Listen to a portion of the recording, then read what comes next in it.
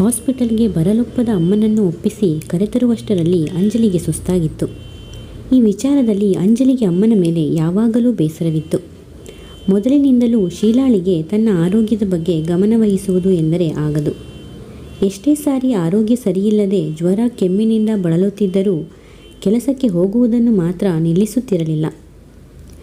Anjali school ಕಾಲೇಜುಗಳಿಗೆ ಹೋಗುವಾಗ ಅಮ್ಮನಿಗೆ ಎಷ್ಟೋ ಸಲ ಆರೈಕೆ ಮಾಡಲು ಪ್ರಯತ್ನಿಸುತ್ತಿದ್ದಳು.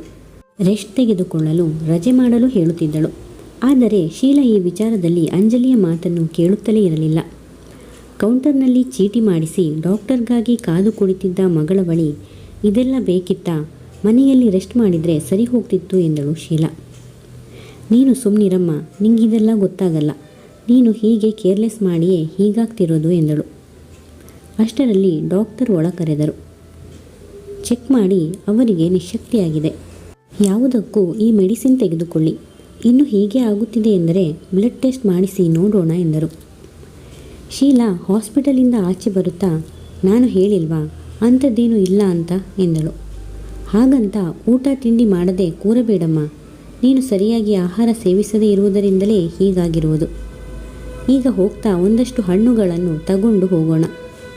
ನಾಳೆಯಿಂದ ಪಕ್ಕದ ಮನೆ ಪದ್ಮಕ್ಕನ ಬಳಿ ಹಾಲು ಹಾಕಲು ಹೇಳುತ್ತೇನೆ. ತಪ್ಪದೇ ಕುಡಿಯಬೇಕು. ಮೆಡಿಸಿನನ್ನು ತಪ್ಪದೇ ತಗೋಬೇಕು. ನಾಳೆ ಆಫೀಸ್ನಿಂದ ಬರ್ತಾ ಡ್ರೈ ಫ್ರೂಟ್ಸನ್ನು ತರ್ತೇನೆ, ಸರಿನಾ ಎಂದಳು. ಇದೇನು ಮಗಳೇ, ನನಗೇನಾಗಿದೆ ಎಂದು ಹೀಗಾಡ್ತಿದೀಯಾ? ನೀನು ಇದಕ್ಕೆಲ್ಲ ಹೀಗೆ ಖರ್ಚು ಮಾಡಿದರೆ ದುಡಿದ ದುಡ್ಡೆಲ್ಲ ಇದಕ್ಕೆ ಸರಿ ಹೋಗುವುದು ಅಷ್ಟೇ. ನನ್ನದು ಇರಲಿ, ನೀನು ಬದುಕಿ ಬಾಳಬೇಕಾದವಳು. ನಾನು ಸಾಯುವ ಮುನ್ನ ನಿನಗೊಂದು ಒಳ್ಳೆಯ ಕಡೆ ಸಂಬಂಧ ನೋಡಿ ಮದುವೆ ಮಾಡಬೇಕೆನ್ನುವುದೇ ನನ್ನ ಕೊನೆ ಆಸೆ ಎಂದಳು. ಚೆನ್ನಾಗಿದೆ. ನೀನು ಹೇಗೆ ನಾನು ಚೆನ್ನಾಗಿರಬೇಕೆಂದು ಆಸೆ ಪಡ್ತೀಯೋ ನಾನು ಕೂಡ ಹಾಗೆ. ನಿನ್ನನ್ನು ಬಿಟ್ಟರೆ ನನಗೆ ಯಾರಿದ್ದಾರೆ? ನಾನು ಹುಟ್ಟಿದಾಗಿನಿಂದಲೂ ನಿನ್ನನ್ನು ನೋಡಿಕೊಂಡೇ ಬೆಳೆದವಳು. ಇನ್ಯಾವತ್ತೂ ಇಂಥ ಮಾತಾಡಬೇಡಮ್ಮ ಪ್ಲೀಸ್ ಎಂದಳು. ಸರಿ ಎನ್ನುತ್ತಾ ಮಗಳನ್ನು ತಬ್ಬಿಕೊಂಡಳು ಶೀಲಾ.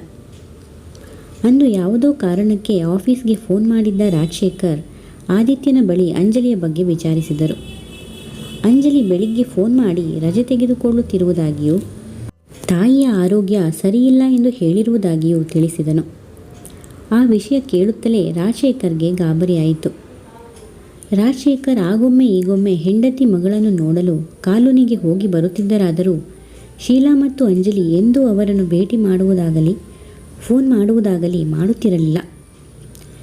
ತಮ್ಮ ಯಾವ ಕಷ್ಟಗಳನ್ನು ಅವರೊಂದಿಗೆ ಹೇಳಿಕೊಳ್ಳುತ್ತಿರಲಿಲ್ಲ. ವಿಷಯ ತಿಳಿದು ತನಗೊಂದು ವಿಷಯವನ್ನೂ ತಿಳಿಸಲಿಲ್ಲವಲ್ಲ ಎಂದು ಬೇಸರಪಟ್ಟರು. ಯಾವುದಕ್ಕೂ ಒಂದು ಬಾರಿ ಶೀಲಾಳನ್ನು ನೋಡಿ ಬರೋಣ ಅನ್ನಿಸಿತು. ಕಾರ್ ಡ್ರೈವ್ ಮಾಡಿಕೊಂಡು ಕಾಲೋನಿ ಕಡೆ ಹೊರಟರು. ಅಂಜಲಿ ಮನೆಗೆ ಬಂದು ಅಡುಗೆ ಮಾಡಿ ಅಮ್ಮನಿಗೆ ಊಟ ಮೆಡಿಸಿನ್ ನೀಡಿ ಮಲಗಿಸಿ ಪಾತ್ರೆ ತೊಳೆಯತೊಡಗಿದಳು.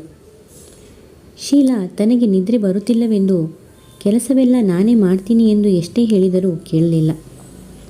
ಪರವಾಗಿಲ್ಲ, ನಿದ್ರೆ ಬರದಿದ್ದರೆ ಸುಮ್ಮನೆ ಮಲಗಿ ಎಂದು ಪಾತ್ರೆಗಳನ್ನು ತೊಳೆಯುತ್ತಿದ್ದಳು. ಅಷ್ಟರಲ್ಲಿ ಬಾಗಿಲು ಬಡಿದ ಸದ್ದಾಯಿತು. ಶೀಲಾ ಮೇಲೇಳಲು ಪ್ರಯತ್ನಿಸುತ್ತಿದ್ದಂತೆ ಬೇಡಮ್ಮ ನಾನೇ ನೋಡ್ತೀನಿ, ನೀನು ಮಲಗು ಎನ್ನುತ್ತಾ ತಾನೇ ಬಂದು ಬಾಗಿಲು ತೆಗೆದಳು. ಎದುರಿಗೆ ರಾಜಶೇಖರ್ ನಿಂತಿದ್ದರು. ಅಪ್ಪಾಜಿ ಬನ್ನಿ, ಒಳಗೆ ಬನ್ನಿ ಎಂದು ಕುರ್ಚಿ ಇಟ್ಟಳು. ಚಿಕ್ಕ ಕೋಣೆಯ ಒಂದು ಭಾಗದಲ್ಲಿ ಶೀಲಾ ಮಲಗಿದ್ದಳು. ರಾಜಶೇಖರ್ ಬಂದದ್ದನ್ನು ನೋಡಿ ಎದ್ದಳು. ಆಫೀಸ್ಗೆ ಫೋನ್ ಮಾಡಿದ್ದೆ. ನೀನು ಅಮ್ಮನಿಗೆ ಹುಷಾರಿಲ್ಲದಿರುವುದರಿಂದ ರಜೆ ತೆಗೆದುಕೊಂಡಿದ್ದೀಯಾ ಎಂದು ಆದಿತ್ಯ ತಿಳಿಸಿದ. ಆದ್ದರಿಂದ ಮನಸ್ಸು ತಡೆಯಲಿಲ್ಲ. ನೋಡಿಕೊಂಡು ಹೋಗೋಣ ಎಂದು ಬಂದೆ. ಏನಾಯಿತು ಎಂದು ಕೇಳಿದರು. ಅಂಜಲಿ ಅಮ್ಮನಿಗೆ ಆಗಾಗ ತಲೆ ಸುತ್ತು ಬರುತ್ತಿರುವ ವಿಚಾರವನ್ನು ತಿಳಿಸಲು ಬಾಯಿ ತೆರೆದಳು.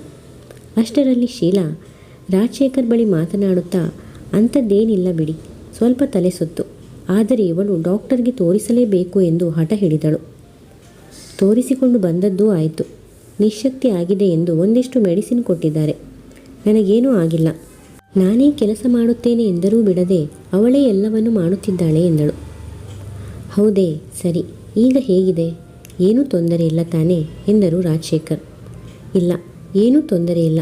ಏನಾದರೂ ಸಮಸ್ಯೆ ಆದರೆ ನನ್ನ ಬಳಿ ಹೇಳಿ, ನನಗೆ ಪರಿಚಯದ ಡಾಕ್ಟರ್ಸ್ ಇದ್ದಾರೆ, ಅವರ ಬಳಿಗೆ ತೋರಿಸಬಹುದು ಎಂದು ಹೆಂಡತಿ ಮಗಳೊಂದಿಗೆ ಮಾತನಾಡುತ್ತಾ ಕುಳಿತರು. ಇತ್ತ ಕಾವ್ಯ ಲಂಚಿಗೆಂದು ಮನೆಗೆ ಬಂದವಳು ರಾಮಯ್ಯ ಡ್ಯಾಡಿಯನ್ನು ಊಟಕ್ಕೆ ಕರೀರಿ ಎಂದಳು. ಯಜಮಾನರು ಮನೆಯಲ್ಲಿಲ್ಲಮ್ಮ ಎಂದನು. ಮನೆಯಲ್ಲಿಲ್ವಾ? ಮತ್ತೆಲ್ಲಿ ಹೋಗಿದ್ದಾರೆ? ನನಗೆ ತಿಳಿಸಲಿಲ್ಲ ಅಮ್ಮ ಅವರೇ. ಆಫೀಸ್ಗೆ ಹೋಗಿರಬಹುದು ಎಂದನು. ನಾನು ಈಗಷ್ಟೇ ಅಲ್ಲಿಂದಲೇ ಬರುತ್ತಿದ್ದೇನೆ. ಅವರು ಅಲ್ಲಿಗೆ ಬಂದಿಲ್ಲ. ಮತ್ತೆಲ್ಲಿ ಹೋದರು? ಎಷ್ಟೊತ್ತಾಯಿತು ಹೋಗಿ? ಈಗ ಅರ್ಧ ಗಂಟೆ ಆಯಿತು ಎಂದನು. ಡ್ಯಾಡಿ, ತನಗೆ ಗೊತ್ತಿರುವಂತೆ ಆಫೀಸು ಮನೆ ಬಿಟ್ಟು ಬೇರೆಲ್ಲೂ ಹೋಗಲ್ವಲ್ಲ. ಹಾಗೇನಾದರೂ ಹೋದರೆ ಮಾರ್ಕೆಟಿಗೆ ಹೋಗ್ತಾರೆ. ಆದರೆ ಇಷ್ಟೊತ್ತಿನಲ್ಲಿ ಊಟ ಮಾಡಿ ಮಲಗುವುದು ಅವರ ರೂಢಿ. ಎಲ್ಲಿ ಹೋಗಿರಬಹುದು ಎಂದು ಯೋಚಿಸುತ್ತಾ ಬರ್ತಾರೆ ಬಿಡು ಎಂದು ಸುಮ್ಮನಾದಳು. ಆಫೀಸಿಗೆ ಬಂದವಳೇ ಆದಿತ್ಯನ ಬಳಿ ಡ್ಯಾಡಿ ಬಂದಿದ್ದರೆ ಎಂದು ವಿಚಾರಿಸಿದಳು. ಇಲ್ಲ ಮೇಡಮ್, ಆಗ ಫೋನ್ ಮಾಡಿದ್ದರು ಎಂದನು. ಯಾಕೆ ಫೋನ್ ಮಾಡಿದ್ದರು? ಏನೂ ಇಲ್ಲ, ಸುಮ್ಮನೆ ಮಾತನಾಡಿದರು. ಅಕೌಂಟ್ಸ್ ಬಗ್ಗೆ ವಿಚಾರಿಸುವುದಿತ್ತೋ ಏನೋ ಅಂಜಲಿಯನ್ನು ಕೇಳಿದರು. ನಾನು ಆಕೆ ರಜೆ ತೆಗೆದುಕೊಂಡಿದ್ದಾರೆ ಎಂದನು. ಅಕೌಂಟ್ಸ್ ಬಗ್ಗೆ ಆಕೆಯ ಬಳಿ ಕೇಳುವುದೇನಿದೆ? ನಿಮ್ಮ ಬಳಿಯೇ ಕೇಳಬಹುದಲ್ಲವೇ? ಡ್ಯಾಡಿ ಏನಾದರೂ ಆಕೆಯ ಮನೆಗೆ ಹೋಗಿರಬಹುದೇ ಎಂಬ ಯೋಚನೆ ಬಂದು ಮಿಂಚಿ ಮರೆಯಾಯಿತು. ಛೇ, ನಾನು ಯಾಕೆ ಹೀಗೆಲ್ಲ ಯೋಚಿಸ್ತಿದ್ದೀನಿ? ಇಷ್ಟಕ್ಕೂ ಡ್ಯಾಡಿ ಯಾಕೆ ಆಕೆಯ ಮನೆಗೆ ಹೋಗ್ತಾರೆ? ಅವರು ಬಂದಾಗಲೇ ಕೇಳಿದರಾಯಿತು ಎಂದು ಸುಮ್ಮನಾದಳು. ಕಥೆ ಮುಂದುವರಿಯುವುದು. ಹೆಚ್ಚಿನ ವಿಡಿಯೋಗಳಿಗಾಗಿ ಪ್ಲೀಸ್ ಸಬ್ಸ್ಕ್ರೈಬ್ ಮಾಡಿ, ಲೈಕ್ ಮಾಡಿ, ಶೇರ್ ಮಾಡಿ, ಕಮೆಂಟ್ಸ್ ಮಾಡಿ ಮತ್ತು ಬೆಲ್ ಐಕಾನ್ ಕ್ಲಿಕ್ ಮಾಡಿ. ಕಥೆಯ ಎಲ್ಲ ಭಾಗಗಳಿಗಾಗಿ ಪ್ಲೇ ಲಿಸ್ಟ್ ಚೆಕ್ ಮಾಡಿ.